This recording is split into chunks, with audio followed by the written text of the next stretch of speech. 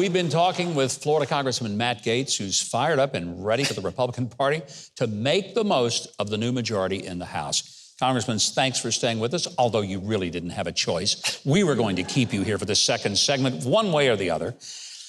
You went through some pretty tough personal battles. You were targeted.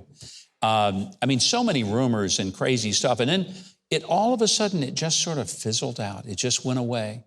It's got to be frustrating to have your name smeared time and again in newspapers and on television. And then suddenly, oh, there's nothing here to see. Let's just move on. But this is happening to too many people who challenge the status quo. Is that what was going on with you? Well, for folks that pay attention, you see a certain pattern recognition where there is an entire industry built to try to smear and lie about conservatives. We saw it with President Trump. We saw it with my friend Jim Jordan. We saw it with Justice Kavanaugh, and I endured some of the same. Without evidence, without anyone accusing me of misconduct, the media was willing to try and convict me. And two things really I kept in my heart. One is that God does not give us anything that we cannot handle. I firmly believe that. And the second is that you can't ever let the process be the punishment. I think about how tough that was for me, but it's nothing like the tough things that folks in my district are going through when you can't afford to pay for your medicine and your fuel, when you can't plan for a brighter and more prosperous future because of the impacts of inflation, when mom or dad are deployed to some never-ending foreign war without purpose or focus. And so I tried to really center myself on the notion that we all go through trials. It certainly is good to be through all of that and focused on the great work we have ahead. But you know what now, Governor?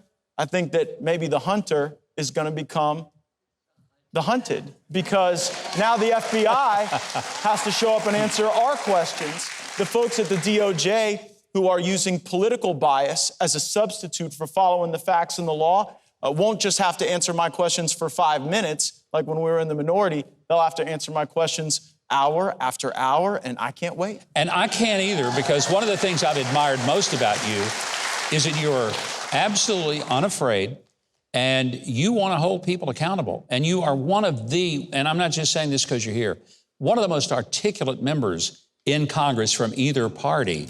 And when you go after somebody, I've always said I'd hate to be in a courtroom with you on the other side of my legal predicament. I just don't want to do that. But investigations can have an impact, Governor. And in divided government, I don't think we should fool people into believing that there's some magical bill that we're going to pass, that Chuck Schumer's going to sign on to, and that Joe Biden's going to allow to become law. Not going to happen. But these investigations can change the weaponization of this government. Remember the Ministry of Truth? They were really going to do that. Yes, they were. They were going to use the government to be the arbiter of truth or falsity, to change what people see and how they act and what they believe. And when we exposed it, they had to back down. Anita Jankowicz doesn't work for our government. Matter of fact, she's now a registered foreign agent. That's what they really think of you and what they think of our country.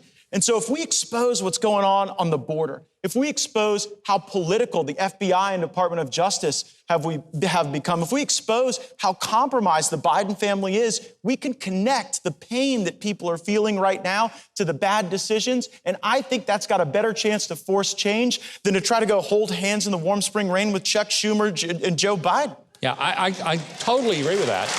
And one of the things that I hope Republicans don't do, and I said this tonight in the monologue, I don't want them to wimp out. And here's the thing. This is not about revenge for what they did to Republicans, what they did to Donald Trump. Not that.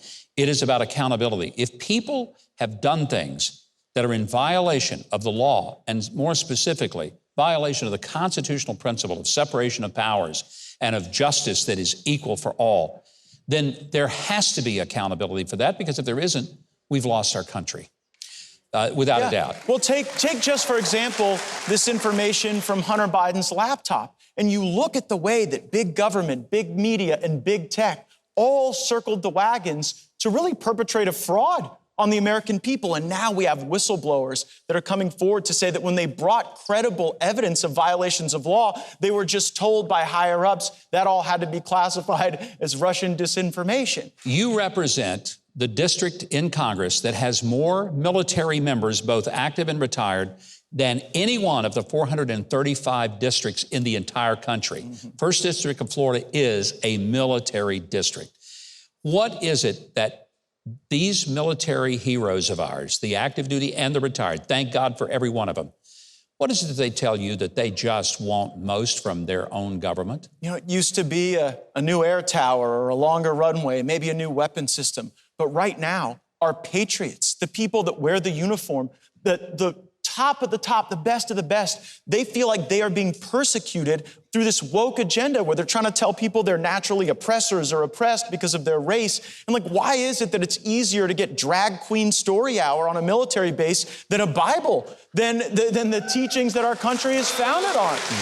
And so for the first time in my public service, and I have represented these people one way or another since 2010, this new issue matrix around trying to divide us, trying to otherize our fellow Americans, it's really impacting the morale of the fighting force, and it is impacting recruiting. I mean, when you start telling people that they come from a bad place or a bad state or a bad town, you really limit our ability to attract the best patriots. And we want them to be the best they can possibly be. Matt Gaetz, great to have you here. Thank you for joining us. Thank you, Governor. We are looking forward to seeing Matt Gaetz in some of these hearings coming up. I certainly am. And then for our audience, you can check out the congressman all over TV when these investigations heat up. But if you'd like to follow him on social media as well and check out his podcast called Firebrand, we have all the links for you. Just go to Huckabee.tv. You can get it right there. If you haven't subscribed to the channel yet, I hope you will now. The button is just below this video, and there's a little bell next to it. If you click on those, YouTube will reluctantly start letting you know when we've got a new video uploaded.